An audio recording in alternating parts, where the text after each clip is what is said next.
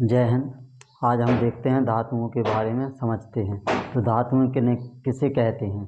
तो ऐसे तत्व जो इलेक्ट्रॉन त्याग का धनायन बनाते हैं, ऐसे तत्व जो इलेक्ट्रॉन त्याग का धनायन बनाते हैं उन्हें धातुएं कहते हैं। जैसे Na क्या है? धातु है। सोडियम को प्लस बन गया, प्लस ई बाहर निकल गया। पोटेशियम के प्लस बन गया, एक इलेक्ट्रॉन बाहर निकल। Mg धातु Mg प्लस 2 निकल गया, इलेक्ट्रॉन बाहर निकले। अब इसके प्रॉपर्टीज, इनके गुणों को देखते हैं। इसके भौतिक गुण। आधात बाध्यता, तो धातुओं का आधात बाध्यता वह गुण होता है धातुओं का जिसके कारण यह अपन को पतली पतली पीट कर चादरें बना सकते हैं। क्या बना सकते हैं? पतली पतली चादरें बना सकते हैं। धातुओं को पीट कर चादर बनाए, जैसे सोना, चांदी, लोहा इत्यादि की सबसे अधिक आधात बाध्यनीय धातु होती है सोना, चांदी। दूसरा देखते हैं तन्यता। तो तन्यता का गुण क्या है कि धातुओं के बारीक तार खींचे जा सकते हैं। ऐसा गुण जिसमें धातुओं के बारीक तार खींचे जा सकते हैं। तो सोना सबसे अधिक तन्य धातु होती है। इसका एक ग्राम सोने से लगभग 2 किलोमीटर लंबा तार खींच सकते हैं अपन। बहुत पतला तार खिंच जाता है। चमकदार, शुद्ध धातुओं की सतह चमकदार होती है। अगला विद्युत तथा ऊष्मा की चालक। जो सभी धातुएं हैं वो विद्युत तथा ऊष्मा की चालक होती हैं। सबसे अच्छी चालक धातु क्या है? चांदी। ऊष्मा तथा विद्युत की सबसे अच्छी चालक है चांदी। अगला कठोरता। लगभग सभी धातुएं कैसी होती हैं? कठोर होती हैं। परंतु जो सोडियम है, पोटेशियम है, ये धातुएं मुलायम होती हैं। इन्हें अपन चाकू से आसानी से काट सकते हैं। इन्हें चाकू से आसानी से काटा जा सकता है। आ जाता है ऑप्शनल में कि ऐसी कौन सी धातु है जिसे चाकू से आसानी से काटा जा सकता है, तो वो है सोडियम धातु। अगला घनत्व व गलनांक। जो धातुएं हैं जो सोडियम और पोटेशियम को छोड़कर अधिक घनत्व एवं उच्च गलनांक होता है। सभी धातुओं का अधिक घनत्व व उच्च गलनांक होता है। साधारण ताप, जो पारा है, जो जी मरकरी, जिसे अपन मरकरी कहते हैं, मरकरी साधारण ताप पर द्रव अवस्था में पाई जाती हैं। बाकी सभी धातुएं साधारण ताप पर ठोस अवस्था में पाई जाती हैं। धातुओं के रासायनिक गुण।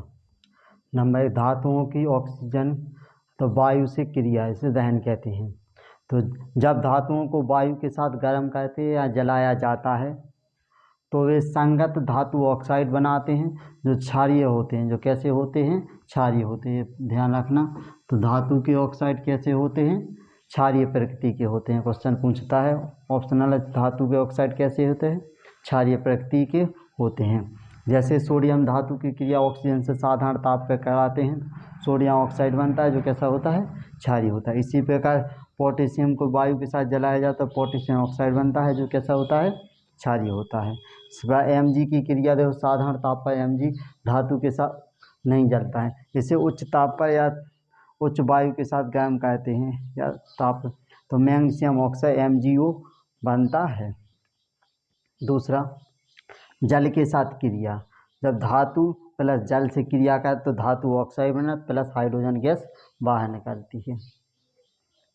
तो ठंडे जल के साथ किया तो सोडियम हो, पोटेशियम हो, कैल्शियम आदि ठंडे जल के साथ क्रिया करके धातु ऑक्साइड प्लस हाइड्रोजन गैस देते हैं। तो सोडियम की क्रिया कराते हैं H2O के साथ, सोडियम हाइड्रोक्साइड बन गया और H2 गैस बाहर निकल गई। इसी प्रकार पोटेशियम से जल की क्रिया तो पोटेशियम हाइड्रोक्साइड बन गया, H2 गैस बाहर निकल जाती है। अब गर्म जल के साथ जो मैग्नीशियम धातु होती वो ठंडे जल के साथ क्रिया नहीं करती है। यह गर्म जल के साथ क्रिया करके मैग्नीशियम ऑक्साइड MgOH बनाती है प्लस हाइड्रोजन गैस बाहर निकलती है। तनु अम्लों से क्रिया। तनु अम्लों से क्रिया तो धातु प्लस तनु अम्लों से क्रिया का धातु लवण बनत, मतलब जिस धातु के उसके संगत धातु लवण बने प्लस हाइड्रोजन गैस बाहर निकले। तो जैसे सोडियम धातु की क्रिया H2SO4 सल्फ्यूरिक अम्ल से कराया जाता है तो सोडियम सल्फेट बन जाए प्लस हाइड्रोजन गैस बाहर निकल जाएगी। इसी प्रकार जब Mg की क्रिया HCl से हाइड्रोक्लोरिक अम्ल से कराएं तो MgCl2 magnesium chloride H2 gas बाहर निकल जाए। जिंक से की क्रिया सल्फ्यूरिक HCl से होगी, सो जिंक क्लोराइड और H2 गैस बाहर निकल जाए। अब हम आगे अधातुओं को समझते हैं। तो अधातु किसे कहते हैं? तो वे तत्व जो आसानी से इलेक्ट्रॉन ग्रहण करके ऋणायन बनाते हैं उन्हें अधातु कहते हैं। धातु किसे कहते तो इलेक्ट्रॉन त्याग का धनायन बनाते उन्हें धातु कहते थे। अब अधातु किन्हें कहते हैं कि जो इलेक्ट्रॉन ग्रहण करके ऋणायन बनाते हैं उन्हें अपन अधातु कहते हैं। जैसे क्लोरीन एक इलेक्ट्रॉन ग्रहण करके क्या बना ले Cl-। इसी प्रकार ब्रोमीन एक इलेक्ट्रॉन ग्रहण करके Br-, ये किसी में होता -1 होता। ऑक्सीजन 2 इलेक्ट्रॉन ग्रहण करके क्या बना लेती है -2।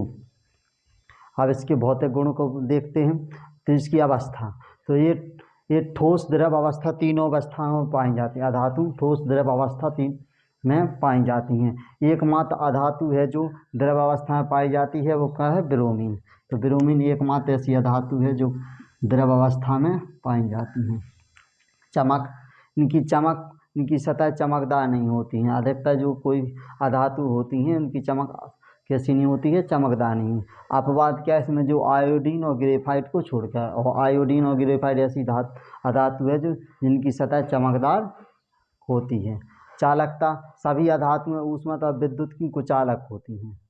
जो अधातु होती हैं कैसी होती है विद्युत की कुचालक होती हैं। इसमें भी अब बात है जो ग्रेफाइट है, ग्रेफाइट क्या है विद्युत की चालक है। अगला घनत्व, उनका घनत्व बहुत कम होता है। अधातुओं का घनत्व बहुत कम होता है घनत्व उनको। गलनांक, इनका गलनांक भी बहुत कम होता है। तन्यता, इनका तन्यता का गुणन में नहीं पाया जाता, मतलब इन्हें अपन फैलाकर इनका पतला तार नहीं खींच सकते हैं। आघात वैधनीयता, आघात वैधनीयता ये भंगुर होती हैं। भंगुर किसे कहते हैं जिसे अपन किसी भारी चीज़ या हथौड़े से पीटने पर या क्या हो जाए चूर चूर टुकड़ों के रूप में पकाया। जैसे नमक पर कोई चीज़ मारते हैं तो क्या छोटे छोटे टुकड़ों में फैल जाता है। इसके रासायनिक गुण देखें तो ऑक्सीजन से क्रिया, तो ये अधातु यानी कि ऑक्साइड कैसे होते हैं अम्लीय ऑक्साइड होते हैं।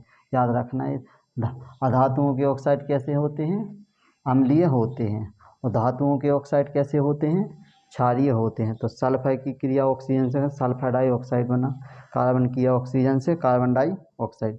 अम्ल के साथ क्रिया लवण तथा हाइड्रोजन गैस नहीं बनाते। अगर अपन की अम्लों के साथ क्रिया कराएं तो ये ना तो ये लवण बनाते हैं ना हाइड्रोजन गैस बाहर निकलते हैं। जैसे कार्बन की क्रिया करा सल्फ्यूरिक अम्ल से कार्बन डाइऑक्साइड बन जाए, सल्फर डाइऑक्साइड बन जाए, हाइड्रोजन H2O जल बाहर निकल जाए। इसी प्रकार क्लोरीन से क्रिया का सहसंयोजक क्लोराइड बनाते हैं। इससे हाइड्रोजन की क्लोरीन से क्या हाइड्रोक्लोरिक अम्ल बन जाता है। इसी पे अगला अधातु हाइड्रोजन से अभिक्रिया का स्थायी हाइड्रोक्साइड बना लेते हैं। H2 की क्रिया हाइड्रोजन सल्फर से करते हैं H2S बन जाता है। जय हिंद। आपको वीडियो अच्छा लगा कृपया हमारे चैनल को लाइक करें। जय हिंद, जय भारत।